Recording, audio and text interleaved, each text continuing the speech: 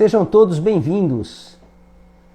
Vamos começar uma nova live agora nesse horário. A gente vai falar um pouquinho sobre infecção bacteriana aguda. Sejam bem-vindos, vamos entrando na live, o pessoal está entrando. Uma boa noite a todos. Eu queria primeiro me apresentar. Para quem não me conhece, pessoal, eu sou o professor Dr. Abidon Karaui. Eu sou médico infectologista e trabalho com doença infecciosa há muitos anos. Então, alguns de vocês já me conhecem, inclusive pessoalmente, outros pela mídia, pelo ambiente virtual. E quem não me conhece, estou me apresentando para colocar vocês à disposição em relação a esses manejos de infecções bacterianas. Muito bem, hoje o nosso programa, nós vamos fazer um episódio hoje que a gente intitulou de Os Erros Comuns no manejo do diagnóstico e tratamento das infecções bacterianas agudas. Então esse é o nosso episódio hoje dentro de um programa. Esse programa é chamado InfectoMaster. Então nosso programa InfectoMaster tem diversos episódios. Quem tiver curiosidade em olhar, pode visitar lá o nosso perfil, lá no feed. Tem vários capítulos desse programa que a gente vem trabalhando com vocês para facilitar e divulgar cada vez mais conteúdos relacionados às infecções bacterianas agudas.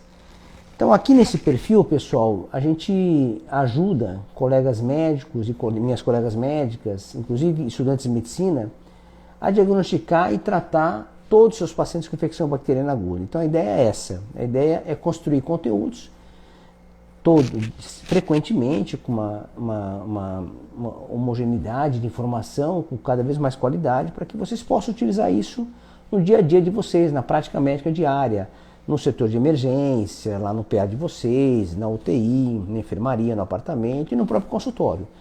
Quem trabalha também home care, que vai até o domicílio, Então acho que são informações que podem te ajudar no seu dia a dia, usar informações rápidas, objetivas, atualizadas e que têm bons resultados para os seus doentes. Então essa é a ideia do perfil. Então, pessoal, quem não segue a gente, acho que vale a pena, segue lá o perfil, clica lá, segue a gente. Esse perfil sempre vai ter informação contínua sobre infecções bacterianas. Então quem não estiver seguindo, segue a gente. E comenta também, se quiser comentar, quiser mandar perguntas, fique à vontade. Sempre que os comentários acontecem em cada vídeo nosso, a gente tenta responder todos na maior velocidade possível. Então se vocês deixarem alguma pergunta para a gente, com certeza a gente vai responder, alguma sugestão do nosso programa aqui da InfectoMaster. Outra coisa importante que eu queria colocar para vocês, antes de a gente entrar no nosso tema de discussão, é dizer o seguinte: dentro desse perfil, a gente tem direcionado nossa discussão, nosso conteúdo para médicos e médicas, estudantes de medicina. Então a ideia é essa. Alguém fala assim, mas sou residente. Olha, não esquece, residente é médico. Então não tenha... A gente é residente, já fui residente também, a gente fica nesse limbo, Não, mas é médico, claro. Então é para vocês também. Principalmente para vocês, são residentes, estão recém-formados, com formação médica recente, se aperfeiçoando. Então é um conteúdo que vocês têm que utilizar mesmo, olhar, criticar, avaliar e utilizar na sua prática. Então a ideia é que nesse perfil a gente direcione conteúdo para vocês. São meus colegas, são médicos e médicas e os estudantes de medicina. Então essa é a ideia nossa. Então a ideia é passar para vocês. Quem não for dessas áreas não vai ter muito benefício, porque são informações técnicas de fato. São informações que a gente vai discutir temas relacionados a nossas dificuldades do dia a dia, a nossos problemas que nós vivemos no manejo de pacientes com infecção bacteriana aguda, e muitas vezes esses doentes são graves, vocês sabem disso.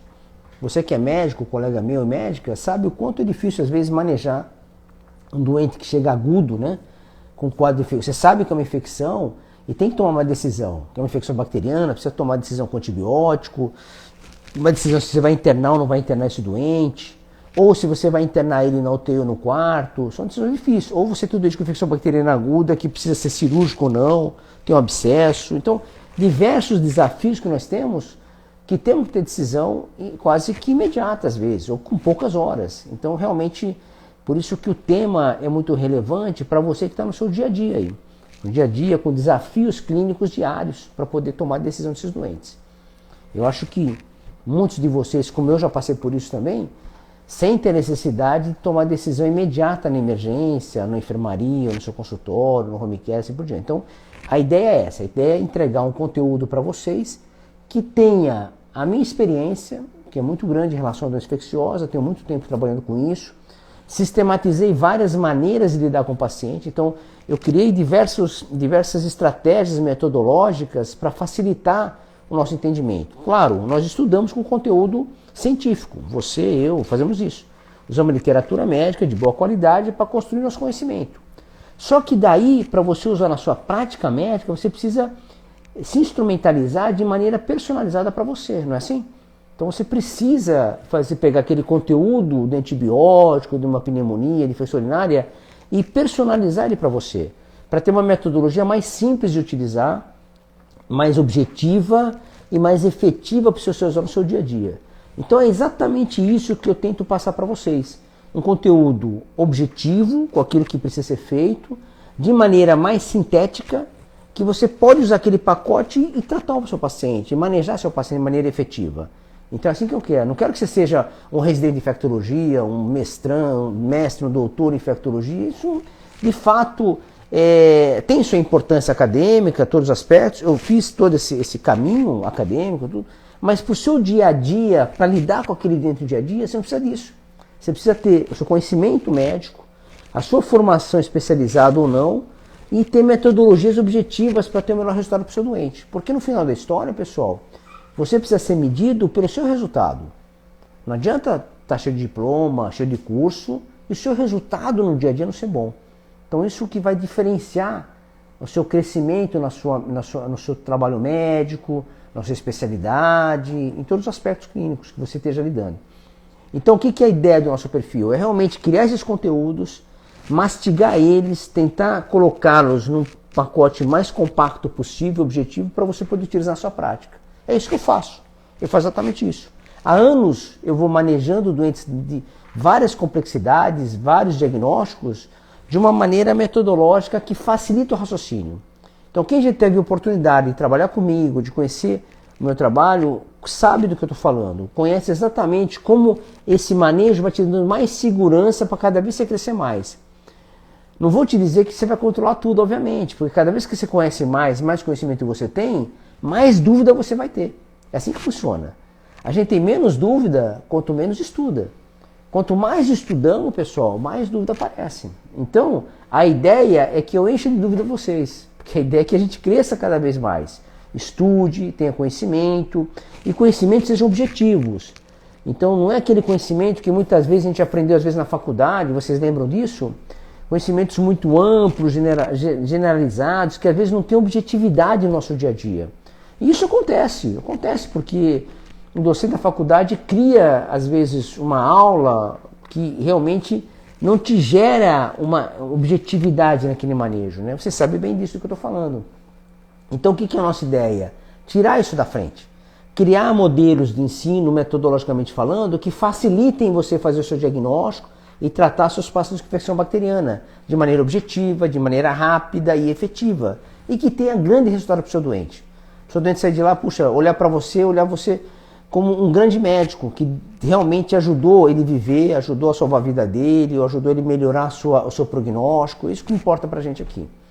Legal, pessoal? Então essa é a ideia. Então, de novo, esse perfil é para vocês, meus colegas, e futuros colegas que estão estudando medicina, e não é para as pessoas que não lidam com esses doentes. Então, não é realmente para outros profissionais de outras áreas. Então, na verdade, não vai ter muito benefício, porque a gente vai discutir aqui coisa técnica que interessa a nós aqui no nosso dia a dia. Ok? Então, lembrando, nós vamos falar um pouquinho hoje sobre erros comuns no dia a dia, né? E lembrando que esse capítulo de hoje faz parte do nosso programa chamado Infecto Master. Eu separei alguns títulos, pessoal. E claro, vocês têm toda a liberdade de colocar aqui no chat. Coloca no chat aqui, escreve. Se vocês quiserem perguntar alguma coisa, já quiserem esquentar a nossa discussão, levantar algum tema que você acha que é um erro que você faz às vezes, ou que você já viu fazer, que você quer colocar. Não precisa se expor, coloca uma pergunta em relação a um problema que você vê no seu dia a dia, você pode colocar no chat, eu vou olhando aqui e vou compartilhando com vocês as perguntas que chegarem. Mas independente disso, algumas perguntas aparecem muito no meu perfil. As pessoas perguntam muitas vezes no perfil, no físico, no dia a dia no meu trabalho. Então são temas que eu acho que são importantes ser conversados com vocês. Primeiro deles que eu quero falar um pouquinho é sobre a questão do tratamento antibiótico empírico versus cultura do seu paciente. Uma coisa que eu tenho falado muito para vocês é vocês não deixarem de investigar microbiologicamente seus doentes que têm suspeita de infecção bacteriana. Então, qual que é a ideia na nossa cabeça? A gente não pode chegar e tratar um doente com antibiótico. Nós vamos falar aqui antibiótico, pessoal, vamos entender como antibacteriano, tá ok? Então são drogas para bactérias, não são antifúngicos, não são antivirais, ok? Porque antibiótico é um termo mais amplo, mas vamos usar ele aqui no nosso dia a dia como sendo antibacterianos, para bactérias. Então o que acontece, pessoal, muitas vezes? Muitas vezes, na ânsia de resolver as coisas, na velocidade, naquela necessidade de você tratar o doente, ou num trabalho que você está num plantão muito agitado, tenso, você acaba prescrevendo antibióticos para pacientes com suspeita de infecção bacteriana ou infecção bacteriana confirmada de uma maneira preemptiva ou empírica, esquecendo de fazer o cultivo antimicrobiano. Isso não pode acontecer. Então esse é um erro muito comum. A gente tratar os pacientes com antibiótico e esquecer de colher as culturas respectivas, ou hemocultura, ou urocultura, ou cultura de secreção, cultura de algum líquido biológico. Então isso não pode acontecer. Então isso precisa ficar muito claro para você. E mais grave ainda o erro quando o doente for mais grave. Então quanto maior a gravidade do seu doente, mais a necessidade de você ter materiais microbiológicos cultivados. Isso é fundamental, porque o prognóstico pode ser muito grave desse doente e te obrigar a mudar a sua terapêutica, mudar a sua estratégia, escalonar um antibiótico, o que seja, para você poder tratar aquele seu paciente. Então, é fundamental que a cultura seja parte do seu arsenal de estratégia terapêutica desse doente. Aí você vai falar para mim, mas senhor, eu vou colher de todo mundo aquela pneumonia da comunidade que vem de paciente que não está grave, com o CURB 65 baixo, ou aquele doente com amidalite bacteriana purulenta, ou com sinusite aguda. Eu não vou colher cultura desse doente. Ou com otite média, né? Otite média bacteriana, que você vai lá... Sim, existem algumas situações, pessoal, que realmente a hemocultura, ou a cultura do material não vai ser importante, porque os estudos clínicos mostram que o prognóstico não muda. Então, pneumonias comunitárias de menor gravidade, a hemocultura pode ter pouco valor, de fato. Então você pode tratar de tratamento empírico com antibiótico dentro do espectro da cobertura que nós conhecemos. E aqui cabe lembrar que a gente usa muito beta-lactâmico para esses doentes. E às vezes usamos macrolídeo associado, às vezes outras drogas para poder tratar as pneumonias comunitárias primárias, de comunidade, que não são graves. E esses doentes você pode deixar de fazer hemocultura muitas vezes, porque realmente o prognóstico não vai mudar. Pacientes com amidalite bacteriana aguda também a hemocultura não deve ajudar. Mas eu quero lembrar o seguinte, qualquer um desses doentes que tenha gravidade, você deve usar a cultura, qualquer um deles. Mesmo com uma suspeita de amidalite bacteriana aguda, você tem que colher cultura. Porque às vezes pode ter uma lesão de orofaringe por outras causas. E aqui vale lembrar anginas, por exemplo, de Ludwig, angina de Vansan, que são infecções de difteria, que são infecções bacterianas que se comportam parecendo uma amidalite bacteriana aguda. E às vezes você pode ter um problema na investigação desse doente. Claro que a hemocultura não é a melhor metodologia para isso, você vai ter que colher cultura da placa, bacterioscopia, cultura da placa, da amígdala para investigar, por exemplo, uma difteria. O exame direto da placa vai te ajudar muito no exame direto da bacterioscopia. E às vezes a cultura desse material pode te ajudar. Então, é importante lembrar que a investigação microbiológica é fundamental na maioria dos seus doentes. E quando for um doente moderado ou grave, em todos eles, você tem que investigar. Então isso é importantíssimo ter em mente. Então esse é um gargalo importante no nosso manejo. É um erro que a gente tem que tomar cuidado de não fazer ele, né? Então a gente precisa evitar de errar dessa maneira. Esse é um ponto importante.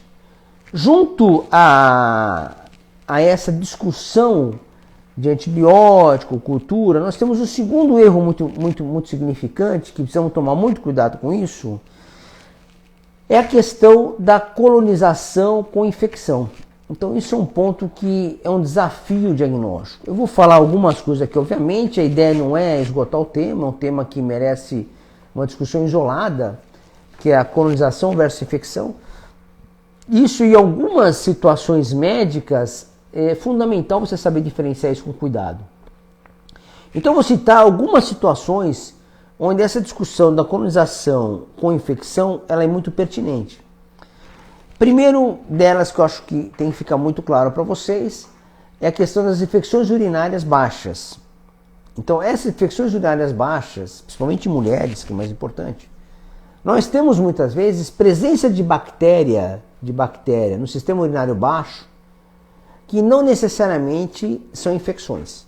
Então, isso é um ponto importante. Nós já temos discussão disso dentro do nosso perfil, nosso feed, discussões sobre esse tema, que a gente chama de bacteriúria assintomática. São mulheres que têm bactéria na urina que não têm sintomas nenhum. Então, aqui nós temos que tomar muito cuidado para que a gente não faça de rotina uroculturas em pessoas assintomáticas. Porque o que vai acontecer? Às vezes a urocultura vem positiva, esse paciente é tratado de maneira inadequada e gera outros problemas. Então, o que eu quero colocar aqui nessa discussão da colonização e infecção na infecção urinária baixa? Primeiro, vamos tentar especificar em mulheres, que é mais frequente. Em homem é um pouco diferente a discussão. Mas em mulheres que é mais frequente, você vai ver isso no dia a dia seu, você precisa ter clínica. E se você tem uma primeira infecção numa mulher jovem, idade fértil, primeira infecção, queixa clássica de infecção urinária baixa, disúria, polaciúria, às vezes urgência miccional, às vezes até hematúria, piúria às vezes. Então assim, nessas situações médicas, em mulher jovem, primeira infecção, você pode utilizar antibiótico sem precisar às vezes escolher culturas, seria naquela situação anterior que nós falamos. E aqui vale lembrar que a presença numa primeira infecção, a cultura pode ser fundamental. Você trata esse doente de maneira preemptiva, empírica, usando drogas fosfomicina, pode-se usar sulfatrimetropin, pode-se usar beta-lactâmicos às vezes. Então tem várias drogas que podem ser utilizadas pensando em cobrir Escherichia coli de comunidade, que seria mais importante. Aqui nós discutimos um detalhe que as quinolonas não são boas drogas para essa fase. Não devem ser usadas. Nós discutimos isso em algumas outras discussões sobre infecção urinária baixa. E aqui vale lembrar que quando o paciente não tem queixa, você faz urocultura em paciente assintomático, a presença de bactérias doentes necessariamente não é infecção. Então esse é um ponto importante. Então você não pode pegar a cultura positiva de urina e tratar todo mundo. Não. Você precisa primeiro entender qual a clínica desse doente. Então aqui vem um ponto importante. Então fazer urocultura sem indicação clínica, ela é desnecessária. Então não pode ser feito dessa maneira, porque isso vai gerar um uso demasiado de antibióticos sem necessidade. Aqui cabe exceção, quando você fala em infecção urinária baixa para pacientes mulheres, são duas exceções. Mulheres grávidas tem que fazer de rotina, você pode tratar bacterias sintomáticas, isso tem outra implicação, que é prematuridade, infecção do neonato, assim por diante. E você tem a situação de manejo do trato urinário com o aparelho. O paciente vai fazer um procedimento urológico com o aparelho, esse doente merece ser tratado quando tem bactéria sintomática. Fora essas duas situações, você não deve tratar. Então, fazer urocultura de rotina não está certo, é um erro comum. A gente vê isso todo dia em consultório, em enfermaria internada, fazendo urocultura de paciente sem indicação. Isso gera um problemão, porque a cultura pode vir positiva, alguém vai lá, dá antibiótico de maneira errada e gera problema. Então esse é um ponto importante nesse manejo, é importante vocês terem isso em mente. Outro ponto importante, esse é o primeiro deles, da colonização e infecção. Outro exemplo que eu quero dar para vocês, que também é muito frequente, são situações de maior gravidade. Doentes, por exemplo, que estão no hospital internado ou em home care, que tem traqueostomia ou que tem tubo orotraqueal. E a gente tem uma rotina de colher os aspirados traqueais por tubo orotraqueal pela cânula de traqueostomia para cultivar esse material.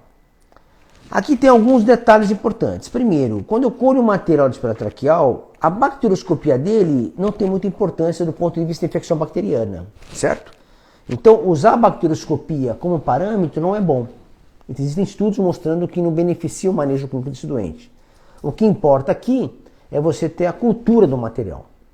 Agora, tem que tomar cuidado que você pode fazer exame direto de aspirado para outras etiologias.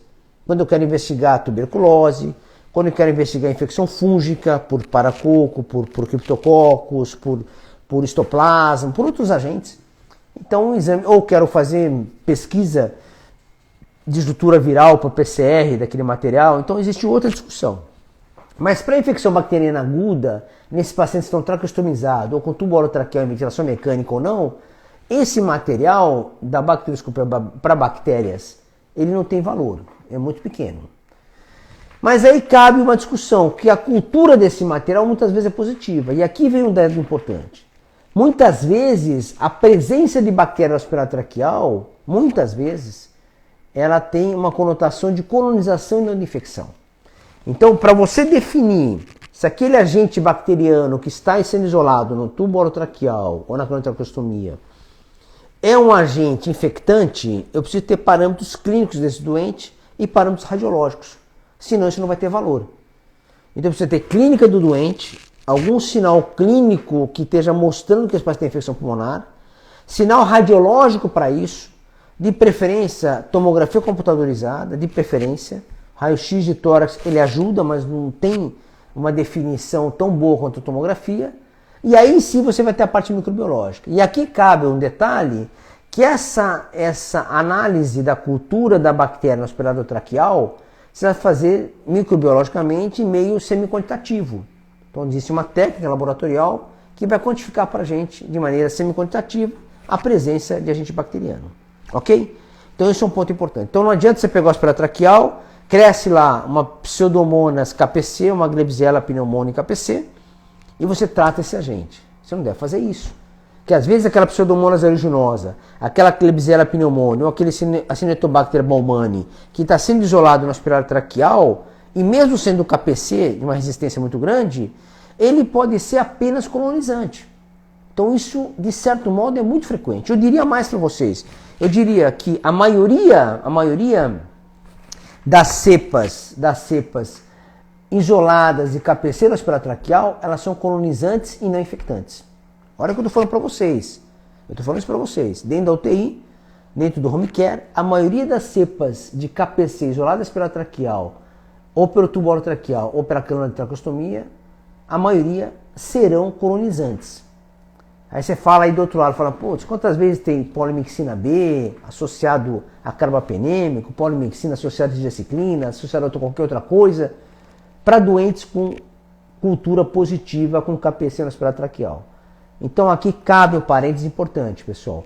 A gente tem que tomar muito cuidado para não tratar o papel. O papel está lá. Bactéria KPC, né? Um gram negativo, fermentador ou não fermentador KPC. E aí você vai tratar aquele papel na sua frente. Você tem que tomar muito cuidado com isso. Então tem que ter dado clínico objetivo, não é dado clínico de medo. Não é você ficar com medo do caso estar grave ou não e encher de antibiótico sem necessidade. Você tem segurança técnica. Você precisa ir lá, examinar esse doente, ver a evolução clínica dele, se ele estiver internado, como está evoluindo, se for de home care, como que é a história dele, analisar de maneira segura se tem sinais pneumônicos, se tem sinais radiológicos e ver a microbiologia. Ok? Isso é fundamental. Mesmo que você trate esse doente, analise ele na evolução. Então esse é outro erro comum também. Quando você trata esse doente e não analisa a evolução dele. Veja só um exemplo muito comum, que a gente vê isso todo dia, não é? É frequente, todo dia é um modo de falar, mas frequente. Então a gente tem doentes que têm KPC no isolamento no aspirador traqueal, o paciente está fazendo uma febre baixa, tem uma imagem pulmonar, quase com uma consolidação, uma suspeita de consolidação. Você dá antibiótico pensando que é uma infecção por KPC, passa um dia, 2 dias, você faz a imagem de controle, abre aquele lobo que estava condensado. Então, provavelmente era uma terectasia e não uma pneumonia lobar, uma pneumonia qualquer. Ok? Então, ver a evolução do doente é fundamental para isso. Por quê? Porque a pneumonia bacteriana aguda no paciente de ventilação mecânica, ou tubo orotraqueal, traqueostomia, ela vai ter uma evolução de melhorar. Não vai melhorar em 2, 3 dias. Quem faz isso é terectasia. Então, o lobo pulmonar está colapsado, você trabalha fisioterapia, ventila um pouco melhor, ele expande de novo. Então, ver a evolução vai definir para você se vale a pena tratar ou não. Às vezes você trata de maneira empírica, mais agressiva, numa dúvida clínica, mas você observa o doente. Se aquilo melhora de maneira rápida, sem uma evolução esperada de infecção bacteriana aguda, você para o antibiótico. Entenderam isso? Então esse é um outro erro muito comum. Então manejar esses pacientes com uma suspeita de pneumonia, nosocomial ou home care, que seja, em pacientes que estão com cânulas em traqueia, é importante se avaliar, ou em ventilação mecânica, que seja, porque a maioria das vezes essas bactérias que estão no aspirador traqueal vão ser colonizantes. A minoria vai ser infectante. Então isso é muito importante. Isso é um erro muito comum, dentro do hospital, dentro da UTI, da enfermaria ou do home care, onde qualquer coisa, antibiótico, aquela cepa que foi isolada. É uma coisa que precisa tomar muito cuidado, isso gera muito prejuízo clínico. Eu vou dizer 2 prejuízos importantes. O prejuízo individual ao doente, porque essas drogas vão ser todas mais tóxicas. Eu tenho que usar drogas que são mais nefrotóxicas, neurotóxicas, mielotóxicas. Tenho que usar polimixina B, vancomicina, vou ter que usar carbapenêmicos, vou ter que usar uma gama de drogas que tem mais toxicidade. Isso vai gerar mais complicações ao doente. E o segundo ponto, uma lesão coletiva. Porque quando eu começo a dar antibiótico errado, de maneira prolongada, desnecessária, dentro de um ambiente hospitalar ou home care que seja, eu começo a induzir resistência naquele ambiente. Então eu acabo, quando você dá um antibiótico errado, você acaba facilitando a colonização de bactérias multiresistentes. Então isso é um ponto importante. E você acha que da onde vem essas KPC? É muito provável que parte dessas KPC, grande parte dela, tenha sido induzido por nosso manejo terapêutico carbapenêmico. Esse é o maior fator. Hoje um dos maiores fatores de indução de KPC é a indução por uso de antibiótico, por carbapenêmico. Então esse é o maior problema. Claro que muitas vezes está usando carbapenêmico de maneira adequada, sim, sem dúvida. Mas muitas vezes, eu digo para você, muitas vezes, de maneira inadequada, tratando o papel, tratando uma colonização. Então isso tem que ser muito cuidadosamente avaliado. Isso é importante que você entenda que realmente manejar esses materiais depende de dados clínicos e radiológicos. Então nós temos aqui esse aspecto do ponto de vista de colonização e infecção. Dei 2 exemplos importantes da infecção urinária baixa e dos aspirados traqueais, onde acaba impactando muito o nosso dia a dia. Um terceiro erro muito frequente, pessoal, está relacionado aos exames laboratoriais de controle de infecções bacterianas agudas. Então, quando nós temos um doente com infecção bacteriana aguda, não raramente, esse doente vai ter alterações laboratoriais, você sabe disso. Você vai ter alterações com leucocitose ou leucopenia. Você vai ter uma proteína C reativa aumentada.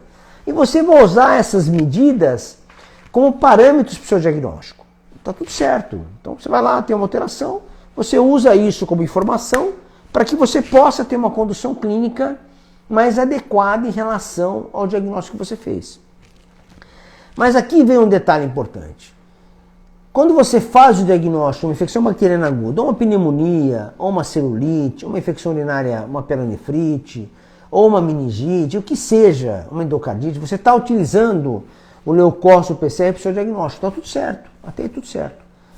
Só que não precisa exagerar, pessoal. Não precisa ficar fazendo isso diariamente, toda hora, em doentes que são, às vezes, mais domiciliar, às vezes estão internados, mas não são tão críticos. Então, não há necessidade de você ficar repetindo isso sistematicamente e a qualquer alteração você tomar conduta.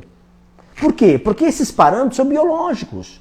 O leucócito pode oscilar de um dia para o outro? Pode. Você tira seu sangue de manhã, tarde à noite, vai estar diferente o leucócito. A mesma coisa com o PCR. Então, você tem que tomar um certo cuidado com isso. Não você ficar uma avaliação diária e qualquer oscilaçãozinha para cima, você desespera, começa a mudar o antibiótico e escalona. Para baixo está tudo bem. Não funciona assim. Tem que ter um pouco de tempo. Tem que esperar a evolução desses doentes. 2, 3 dias para você poder repetir, para poder avaliar. Então, o uso diário, sistemático de exames laboratoriais, eles acabam gerando mais dano do que ajuda. É primeiro, um gasto desnecessário e não tem benefício nenhum no doente. Então, você fez o diagnóstico está correto, está adequado, não tem razão de ficar repetindo toda hora. Você definiu uma pneumonia bacteriana aguda, comunitária, hospitalar, o diagnóstico está certeiro, está tudo certo, você está tratando ele. Você não vai trocar em um dia um antibiótico, porque muitas vezes uma pneumonia comunitária por pneumococos da comunidade, você começa o antibiótico correto, às vezes ela piora até o 2º, 3º dia. Isso não é tão incomum. O doente às vezes chega com respiratória aguda, em 2, 3 dias está entubado, mesmo você dando o antibiótico correto, porque você tem que ter um tempo de evolução. Então não tem que ter esse desespero total de ficar toda hora fazendo exame laboratorial para que você possa ver se está melhorando ou não. Isso gera um dano. Que essa estratégia, quando o PCR não cai, ou aumenta um pouquinho, ou tem alguma variação, a tendência é que o médico, na beira do leito, vai trocar um antibiótico. Vai escalonar. Olha o prejuízo que é. Não é raro eu ver doentes que chegam de comunidade com pneumonia bacteriana, com infecção urinária, com pielonefrite, Em 2, 3 dias no hospital já está com esquema terminal, esquema de espectro amplo, carbapenêmico associado com outra droga. Absurdo! Em cepas que são comunitárias, sensíveis a várias drogas. Então tem que tomar muito cuidado com isso, muito cuidado. Então um erro muito frequente, o uso do laboratório de maneira indiscriminada, sem necessidade, não ajuda, gera gasto, gera desnecessário, e gera overuso, né? Esse uso abusivo, ele gera dano também. Porque você toma decisão, principalmente em equipes que não estão muito entrosadas, ou que tem várias equipes mudando de plantão, então o erro é inevitável, o evento adverso vai ser um atrás do outro. Então precisa tomar muito cuidado com isso. Então esse é um erro que a gente tem que estar fiscalizando para não fazê-lo, né, no dia a dia. Outro ponto importante que também frequentemente a gente observa no dia a dia é a questão da febre. A febre é um parâmetro importante no nosso dia a dia, não há dúvida nenhuma. A febre é um marcador de infecção bacteriana aguda com muita frequência. Quando ela existe, ela ajuda muito. Não necessariamente todos os pacientes com infecção bacteriana aguda vão fazer febre. Vocês sabem disso. Pacientes idosos, por exemplo, muitas vezes não desenvolvem febre. Então o paciente idoso pode desenvolver febre. Isso pode acontecer. Então o que a gente tem visto habitualmente? Pacientes chegam com febre, você às vezes tem uma história pobre, um exame físico pobre, a febre já é o seu marcador de história importante, você não se atenta a fazer uma investigação correta. Isso acontece muito. Você deve ter passado por isso, qualquer um de nós passamos por isso. Então você tem uma história, uma anamnese do doente chega agudamente não bem feita, sem avaliar aspectos epidemiológicos, sem avaliar antecedentes patológicos do doente, sem avaliar o uso de drogas prévias, de maneira muito rápida, faz o exame físico simplificado, sem poder setorizar bem, sem avaliar bem os órgãos, os diversos sistemas, e aí acaba usando a febre como uma palavra mágica, entre aspas, e esse doente acaba sendo tratado com antibiótico. Isso é muito frequente. Então a justificativa é estar com febre. Pega um idoso que fez febre e acabou. É impossível na emergência o idoso que chega com febre hoje não ser tratado com antibiótico de imediato. É um risco assim. O que acontece? Existem vários aspectos para essa discussão. Alguns autores falam que o uso intempestivo pode ajudar em alguns aspectos, mas de maneira geral não ajuda. De maneira geral a gente tem observado aumento de indução de resistência bacteriana e aumento de efeito colateral dos doentes. Tem estudos mostrando isso hoje de maneira muito sistemática, principalmente em idosos, o dano que o antibiótico de maneira desnecessária faz nesses doentes. Tanto porque nós discutimos hoje usar antibiótico por tempo mais curto. Sempre que possível usar por tempo mais curto. Diminuir o efeito colateral, diminuir a indução de resistência e é tão efetivo quanto usar por mais tempo. Então nós falamos hoje de uso de antibiótico dose única, 3, 4 dias, 5 dias, várias estratégias com menor tempo. Então, pessoal, a febre no dia a dia não é sinônimo de infecção bacteriana. Tem que tomar muito cuidado com isso. Então você faça uma história bem feita, um exame físico mais detalhado e pegue a informação da febre e analise. Claro, muitas vezes você vai estar diante de uma infecção bacteriana e você tem que tomar a decisão de tratar. Está tudo certo. Mas muitas vezes não é uma infecção bacteriana. É um doente com uma infecção viral, é um doente com uma doença não infecciosa, uma doença inflamatória qualquer, uma atividade de inflamação. Então você tem diversas possibilidades clínicas que fazem febre que não necessariamente são doenças bacterianas agudas. E que não necessariamente precisarão de antibiótico terapia para esse doente. Então esse é um ponto importante nessa discussão. Então precisa tomar esse cuidado, analisar com critério. Claro, diante de uma gravidade maior do doente, com febre, você quase que obrigatoriamente precisa tratar a infecção bacteriana e pensando em outras causas. Mas como eu falei agora há pouco, você vai tratar esse doente com antibiótico, vai colher as culturas dele e você vai observar a evolução. Então isso é fundamental. Você vai dar um antibiótico dentro da sua possibilidade diagnóstica. Você tem que pensar, não, isso aqui é uma sepse, infecção bacteriana, pneumonia, alguma coisa. Aí sim, você trata e observa. Qual que vai ser o resultado? O que você espera daqui a 1, 2 dias? E aí, a partir disso, você está raciocinando junto. Às vezes não é um doente que tem infecção bacteriana, às vezes tem uma infecção viral qualquer, ou uma doença inflamatória, ou uma doença autoimune que você não está sabendo. Então você tem que esperar. Então, exemplos, eu vou dar alguns exemplos práticos disso. Eu vou dar um exemplo agora recente.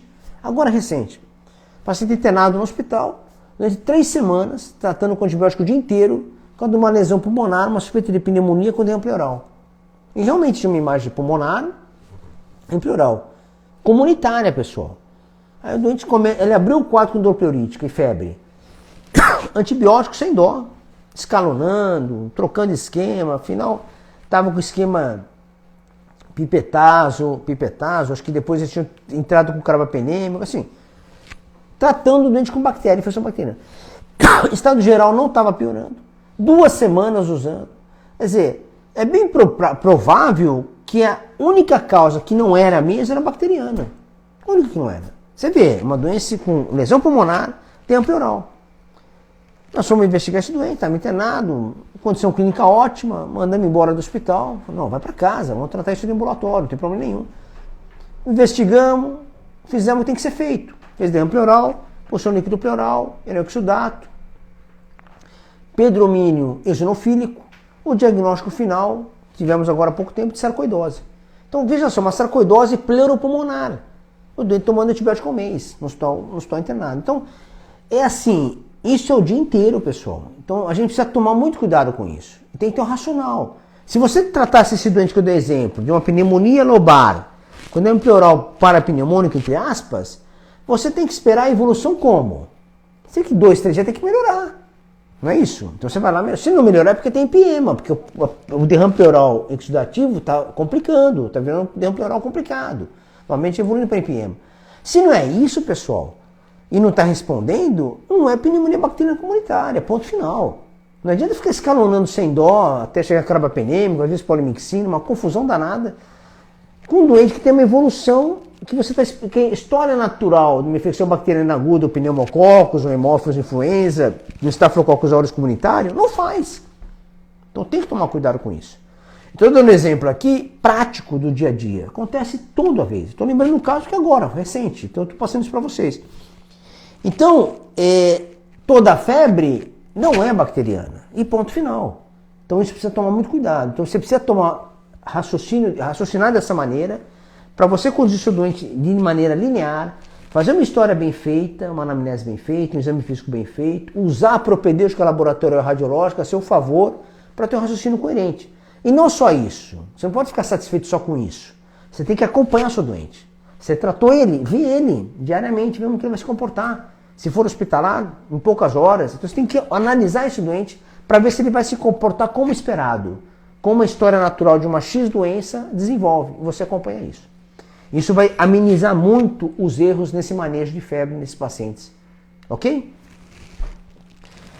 Eu queria falar um pouquinho também de alguns aspectos que a gente erra muito na análise de antibiograma. Então isso é uma coisa que eu queria falar. 2 pontos que eu acho que é interessante, que vale a pena nessa discussão, são 2 pontos relacionados a antibiograma. Quando nós analisamos as culturas de cepa bacteriana, a gente tem a cultura, isola a cepa, isola o gênero e a espécie da bactéria. Às vezes a gente tem hoje técnicas moleculares que já dão um gene de resistência para a gente, mas não é uma realidade no Brasil ainda. A realidade nossa é ter gênero e espécie, né, uma bactéria isolada. E aí nós temos o antibiograma. O antibiograma pode ser automatizado ou antibiograma manual. E o antibiograma vai te dar informação da resistência bacteriana de várias cepas. Nós utilizamos, às vezes, antibiogramas manuais com disco, né? Então você usa disco com antibiótico, vê o halo de não crescimento, o crescimento para você poder analisar a resistência ou não. Ou antibiograma automatizado, com metodologias do Vitek, com técnicas que tem no mercado aí, que você tem discos, né, placas, né, cartões, já com padrão de antibiograma para cada cepa que se isola. Muito bem. Uma cepa muito comum de nós isolarmos são SBL. O que é SBL? São as beta-lactamases de espectro expandido. Então, SBL é uma sigla dessa produção dessas beta-lactamases, são enzimas que quebram o beta-lactâmico, que são produzidas por bactérias, principalmente bactérias aeróbicas gram-negativas, fermentadoras de glicose, principalmente. Não fermentadoras também. Mas vamos falar um pouquinho de fermentadoras, de fermentadoras. Quem são as fermentadoras de glicose? Principalmente Escherichia coli, Klebsiella, Proteus. E os não fermentadores são Pseudomonas acinetobacter, Stenotrofomonas, ok? Então nós temos esses 2 grupos, bactérias gram-negativas aeróbicas, fermentadores de glicose e não fermentadoras. Não fermentadoras, Pseudomonas acinetobacter, Stenotrofomonas, e fermentadores de glicose, Escherichia coli, Klebsiella, Proteus, né? São os mais comuns. Então, quando a gente faz antibiograma, pessoal, vejam só, a gente vai usar discos de carbapenêmicos. Os carbapenêmicos mais importantes no mercado que nós temos no nosso dia a dia são imipenem e cilastatina, que é o nome comercial dele é o Tienan, o meropenem, o nome comercial é o Meronem, e o ertapenem, que é o nome comercial é Invance. Essas três drogas são os carbapenêmicos mais comuns que nós usamos. E são muito efetivas para SBL, para essas bactérias gram-negativas que produzem SBL. Então, o que acontece? Quando a gente vai estudar elas, é muito comum alguns laboratórios padronizarem os 3 discos para poder fazer a avaliação do antibiograma. Muitos de vocês já viram isso, né? Pega o antibiograma, tá lá imipenem, meropenem e ertapenem sendo testados. E às vezes acontece o que, pessoal? Não acontece uma homogeneidade no resultado. Aí você às vezes tem antibiograma que dá sensível às 3, resistência às 3. Mas às vezes tem antibiograma que vem resistência em um, sensível em outra. Como que você interpreta isso? Aqui tem um detalhe importante. Quando a gente analisa as cepas fermentadoras de glicose, que é Escherichia coli, Klebsiella, elas têm sensibilidade aos 3 carbapenêmicos, formação de SBL, ok? Não é a primeira escolha para essas cepas, mas quando elas têm SBL, beta-lactamase espectro expandido, você tem que usar carbapenêmico, principalmente se o doente for grave. Se o doente não for grave, às vezes pipetase pode ser razoável, mas de preferência usar carbapenêmico.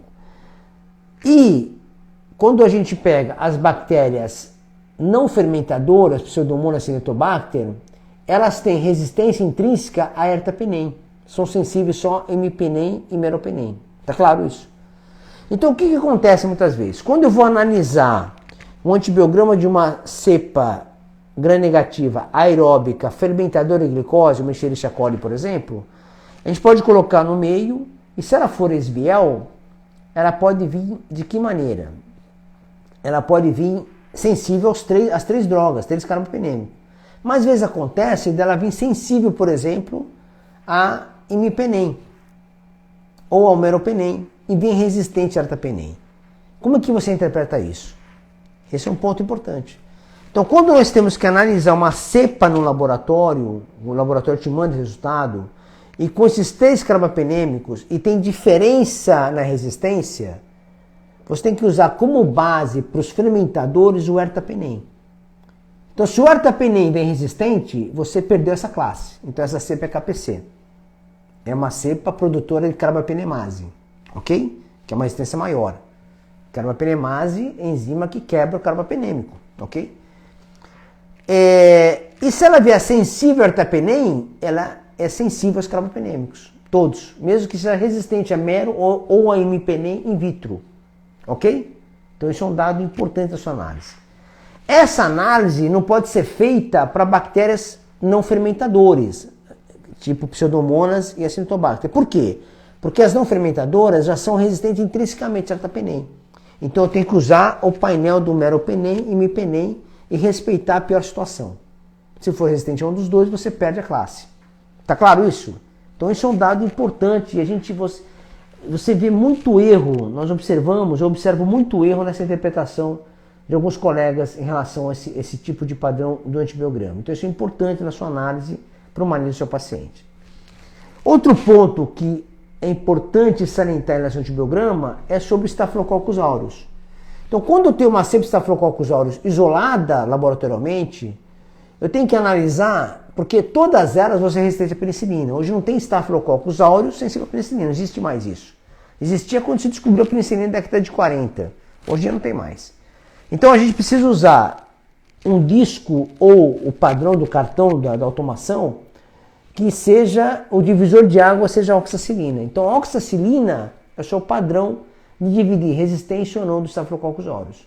Então quando eu tenho sensibilidade à oxacilina, eu tenho sensibilidade do Staphylococcus aureus a todos os beta-lactâmicos. Então eu posso usar cefalo de primeira, cefalosporina de primeira geração, que é cefalexina, cefalotina, cefazolina. Eu posso usar cefalo de segunda geração, cefaloxima, por exemplo. Eu posso usar, às vezes, até macrolídeos dependendo da situação. Posso usar sulfametropina de acordo com o antibiograma. Então, eu tenho uma cepa de menor resistência. Então, eu uso a oxacilina como divisor de água. E se há uma resistência à oxacilina in vitro para o Staphylococcus aureus, eu tenho opções limitadas. E aqui vale 2 parênteses. Primeiro, se esse paciente tem uma cepa nosocomial, então ele adquiriu Staphylococcus aureus dentro do hospital, e aí se ela for resistente à oxacilina, a minha opção terapêutica tem que ser a vancomicina, ou tecoplamina, ou linezolida. Então eu tenho que usar oxazolidona, que é a linezolida, ou glicopeptídeos, que é a vancomicina e tecoplamina. Certo? Então esse é o grupo, né, de manejo para oxacilina. E se eu tenho uma cepa de Staphylococcus aureus que é resistente à oxacilina, mas ela é comunitária, eu tenho que reanalisar outros parâmetros do antibiograma, tipo sulfatrimetropin, tipo macrolídeos, algumas outras drogas, clindamicina. Então eu tenho que ver no antibiograma se haverá sensibilidade a outras drogas. A gente chama Staphylococcus aureus, esse tipo de cepa, Staphylococcus aureus resistente à oxacilina, de comunidade. Então ela se comporta, o gene de resistência desse Staphylo, que é resistente à oxacilina, é diferente do gene de resistência do Staphylococcus aureus resistente à oxacilina do hospital. Então você tem que tomar esse cuidado. Então, quando o Staphylococcus aureus é resistente à oxacilina do hospital, você pode invariavelmente usar glicopeptídeo sem chance de errar. E se for comunitária, você deve usar outros parâmetros do antibiograma além da oxacilina para você poder tratar esse doente. Tá claro isso? Muito bem, pessoal. Eu falei de alguns erros comuns. Eu acho que a gente permeou alguns tópicos importantes dentro do manejo da infecção bacteriana aguda. Deixei algumas informações que vocês podem utilizar no seu dia a dia, eu acho que é interessante. Deixa eu só dar uma olhadinha no chat aqui se tem alguma coisa que a gente possa discutir aqui com vocês. Então a gente deixou assim essas informações para vocês usarem no dia a dia. Então vocês podem já utilizar isso de maneira sistemática, sem problema nenhum. Então falamos sobre colonização e infecção, sobre antibiograma, sobre a febre no dia a dia do médico, os exames laboratoriais no dia a dia. Então são algumas dicas legais em relação a algumas sugestões para vocês, alguns conselhos. São conselhos mesmo de uma pessoa mais experiente, que está vivendo esse dia a dia, para vocês que são mais jovens às vezes, ou que têm menos experiência nesse manejo, ou mesmo que tenham mais experiência de tempo, mas que precisam se atualizar com esse tema, dentro de um tópico importante, que é o manejo das infecções bacterianas agudas no seu dia a dia. Tá bom, pessoal? Então eu gostaria novamente de lembrar que esses episódios a gente tem tentado fazer semanalmente com vocês, a gente vai avisando no Instagram, dentro dos stories, dentro do feed, do Reels, para que vocês sejam alertados desse tema. E que já falar isso novamente, não preciso repetir, quem não estiver acompanhando o nosso perfil, vai lá e acompanha o nosso perfil, se inscreve no perfil, né? Para poder estar acompanhando com a gente. E outra coisa legal, pessoal, se vocês acharam legal a aula, essa discussão, compartilha com seus amigos, manda um link para eles darem uma olhada, ver lá no feed da gente. Terminando aqui, eu vou gravar e já vou colocar no feed para vocês, ficar à disposição de vocês, tá bom? Comentário, se vocês quiserem fazer, fique à vontade, faça um comentário aqui dessa live, ou comentário dentro do Instagram nosso, e aí a gente vai respondendo de acordo com o tempo nosso, eu vou respondendo o mais rápido possível para vocês, tá bom? Obrigado pela atenção, valeu por terem ficado aqui com a gente, um grande abraço a todos aí, tá bom? Tchau, tchau.